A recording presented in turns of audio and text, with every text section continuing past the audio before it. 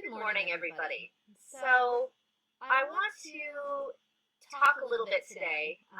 This is the first of our How to Do History series.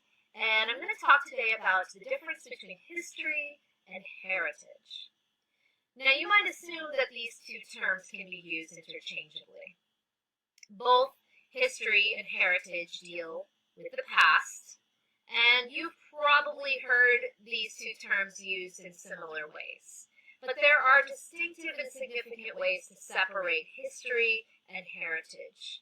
So let's examine what we mean by these two terms. Let's examine what we mean when we talk about history and what we mean when we talk about heritage. So to start us off, let's talk about heritage. When most people think about history, often what they really mean is heritage. Heritage is something of value from the past that is inherited or passed down. It can be a material object, it can be a piece of land, it can be a cultural tradition or a story. Heritage is a community effort. Those who embrace it agree upon a particular storyline, and they're often very wary of allowing outside influences to disrupt that shared narrative.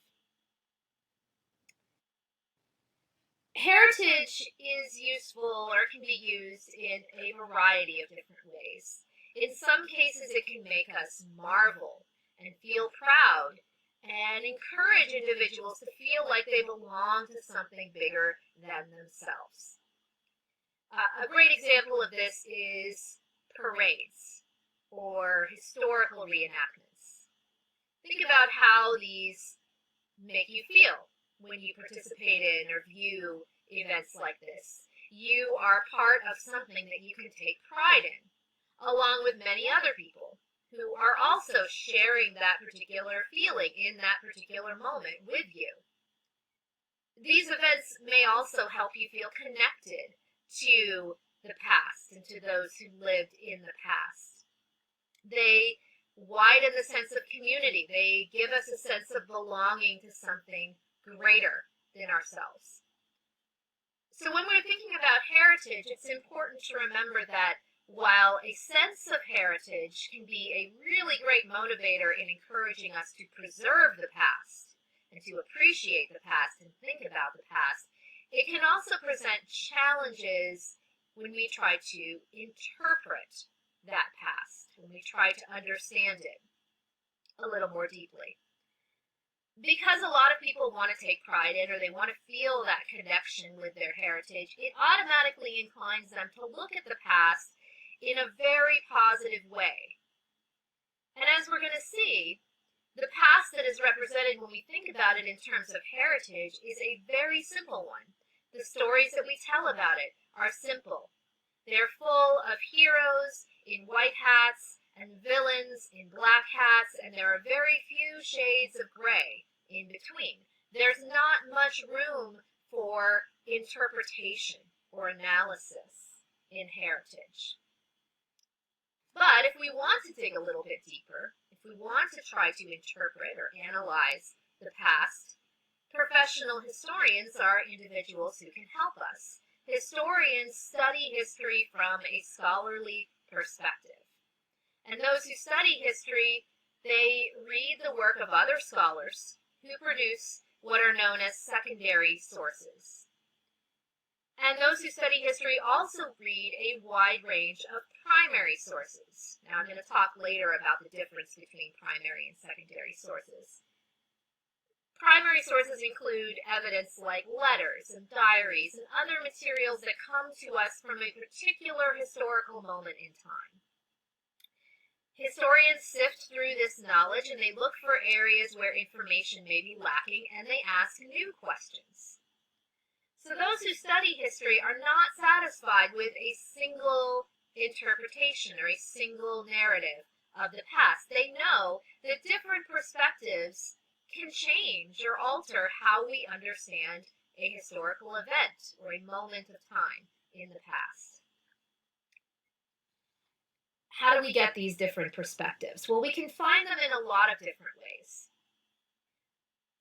One example, think about the American Revolution. If we only looked at the American Revolution through a description of the life and the words of Benjamin Franklin, whom you can see on the left there, you might come away with a very decided opinion on the leadership and the causes and the results tied to the American Revolution. But if you were to examine the revolution through the eyes of Franklin's son, William Franklin, who's on the right there, you might see the revolution in an entirely different light. William was on the opposite side of the war. He remained loyal to the British Empire. So he had a very different perspective on the American Revolution than his father did. Other perspectives are achieved by historians who look at events from different angles.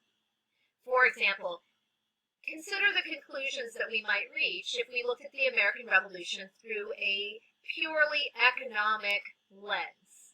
We might look at taxation, or at the fur trade, or at class structure in the colonies, like this graph shows here. It compares American and English income ranks in the late 18th century.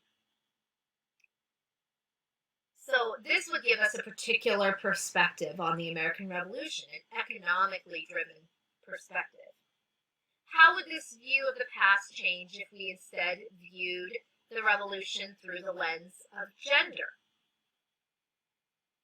This is a cartoon, a very interesting cartoon that is titled The Female Combatants, and it shows on the left side there, you've got Great Britain represented by this aristocratic lady in a very fancy dress, and we've got on the right side there America, or the American colonies, represented by a Native American woman in Native American dress. So this is really interesting. Look at the revolution. What happens when we look at the revolution through the lens of race? We might examine the experience of African Americans during the revolution. What happens when we look at it through the lens of religion? We might look at the impact that the Great Awakening had upon fueling the revolution in the colonies. What happens when multiple historians look at the past through all of these different lenses? One historian might want to examine it through the lens of gender. Another might look at it through race. We now have an interpretation of the past that is much, much richer. Now, taking this approach might also come with some uncomfortable realizations or conclusions.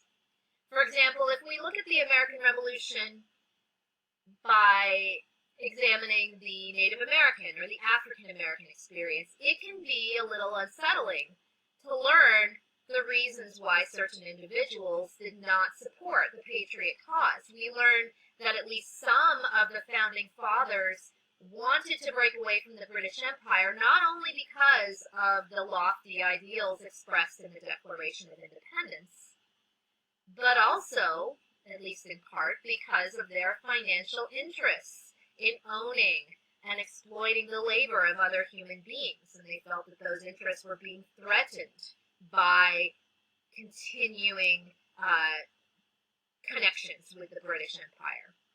Or their interests in speculating in land occupied by Native Americans. And they felt that the British were hindering those interests.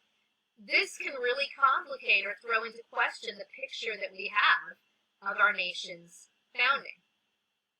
So the takeaway here is that history is complicated. It is messy.